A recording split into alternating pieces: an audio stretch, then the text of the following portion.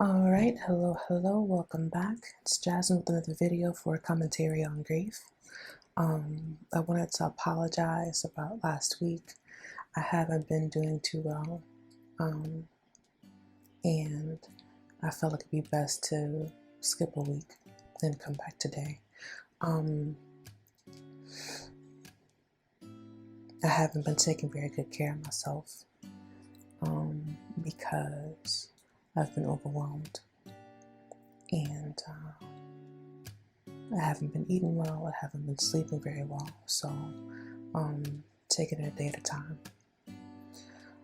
So today I want to talk about grief in relationships. There was a quote I saw a couple weeks ago that kind of is pretty spot on about how I feel right now, and I'm going to read it to you. So it says, "No one owes me anything." That's something we say to control feeling disappointed in others. Parents, other family members, friends, etc.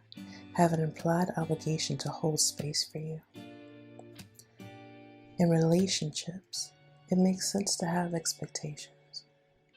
It's okay to expect people to love you, to be kind to you, to care for you, and support you. And it's heartbreaking when it doesn't happen. I have lost a lot of friends in this process. A lot of times it was because I had put a lot of pressure on them, because they might have said that, oh, they'll be for me whenever I need them or whatever, and I was treating them like therapists, and that was wrong with me, and I had to learn how to manage my expectations. I wasn't being fair, and I apologize for that if you're watching right now. But also, if you are in a situation where you have somebody around you that is grieving, be realistic about what you are able to do so that the person who is going through it can manage their expectations accordingly.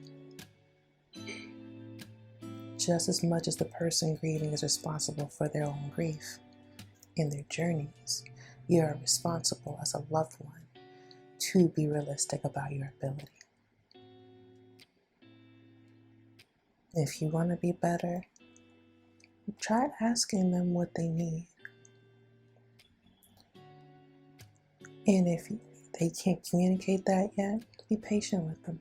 They will.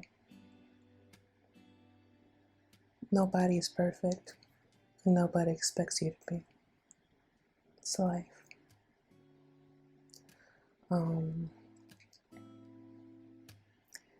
A common trope for me, towards me, has been this expectation to be strong and invincible. Oh, you're so strong, Jasmine. You're doing a great job. Like, just keep going. If you're going through it, you're feeling something, just put in the back of your mind, there is already an implied expectation on women to be strong and invincible. It's not realistic. I am allowed to feel anything that I feel right now, or the day before that, or the month before that, and even after. I'm human. So are you. If somebody tells you that you shouldn't feel a certain way, that's not somebody you should talk to. All right? If somebody tells you to put something at the back of their mind, in the back of your mind,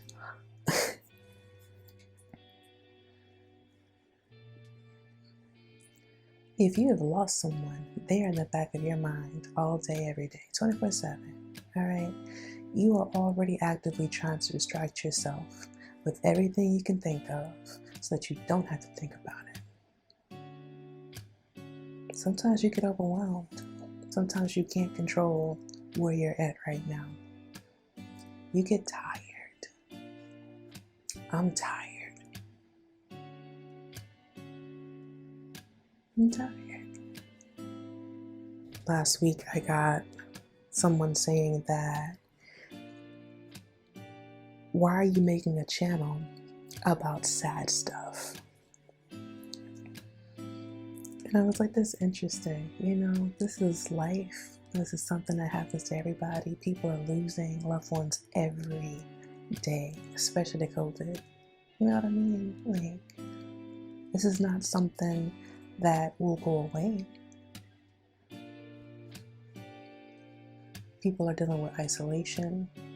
I think that was the hardest thing for me, especially after my son died. He didn't die from COVID, but not being able to see my family or friends after the fact, that messed with me a lot. It's hard not being able to get a hug from the people you care about, to see them in person.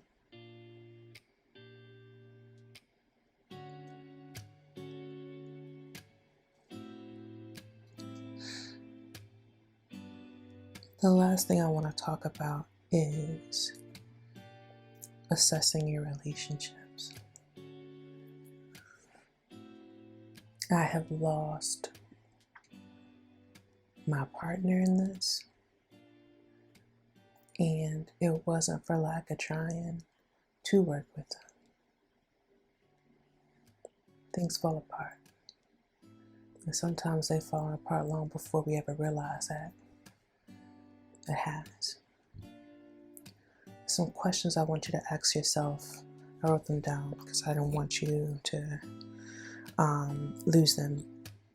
Take some time away from them and try to focus on yourself and gain some tools to improve your situation and how you address it moving forward. If you have had open conversations and they've been dismissive about moving forward, about being better,